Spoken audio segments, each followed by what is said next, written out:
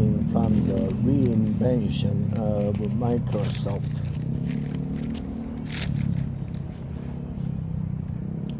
Last week, Taiwan's TSMC, the world's top pure-play foundry, released impressive earnings for the third quarter.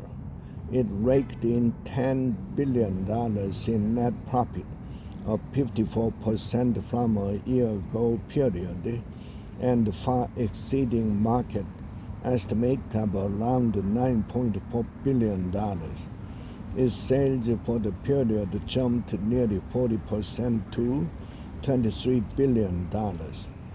Earlier, Samsung Electronics reported its preliminary earnings for the third quarter, a net profit of $6.6 billion, nearly tripled from a year-ago slump, but fell short of market expectation of $7.9 billion.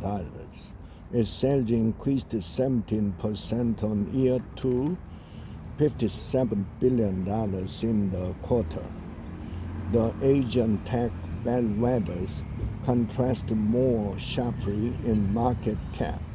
Samsung Electronics had a market cap of $249 billion as of October 22nd, while TSMC was valued at $1.5 trillion.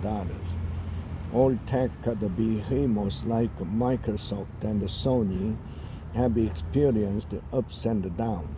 Experts mostly blame a lack of agility in responding to the changing times through expeditious innovation and communication. Microsoft fell from grace, descending from being the pioneer of personal computing to a flat laggard complacement in its Windows monopoly.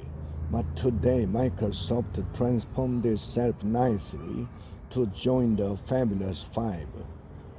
Microsoft was pushed aside by Google and Apple after it failed to keep up with the mobile and the social networking wave. When Satya ascended to the helm in 2014, Microsoft was at its worst, lacking communications internally and externally, as well as innovative motivation due to its bureaucratic culture and long-held monopoly in the operating system.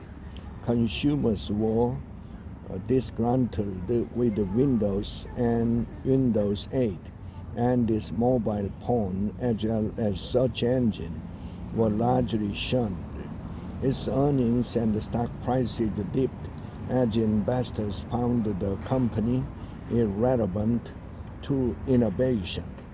One of the first things and did away with was the notorious stacked ranking, which was blamed for reinforcing a bureaucratic organization and killing innovative genes.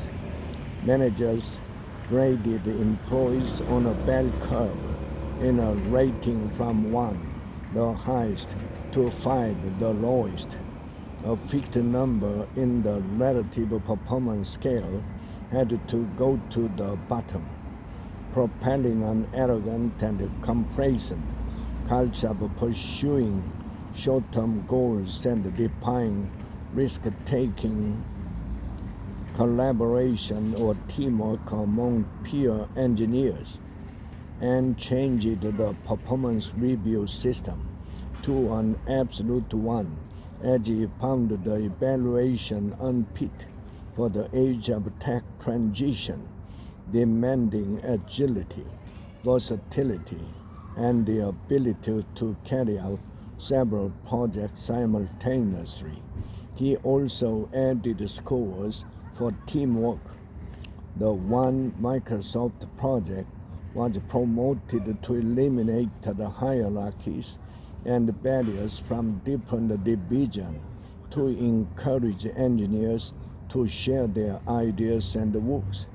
It sponsored the world's largest annual hackathon, where its engineers across hundreds of cities competed with all sorts of projects. Over a few days, this project gradually turned the dinosaur into something more like a daring startup. A bigger challenge was how to find new avenues for growth. The largest stumbling block was the open source operating system Linux. Co-founder and former CEO Bill Gates likened it to a communist concept, and its successor Steve Ballmer even called it as toxic as cancer. Microsoft feared the free software would wreck its mainstream OS system business, but Ann saw a bigger picture and betted high on cloud services where open sourcing was essential to connect servers and databases for companies and individuals. Saying Microsoft loves Linux, the CEO embraced rivaling operating system and other companies' virtual devices. There is no clear-cut playbook for business management. Whatever worked as a strength of the people can become a weakness later.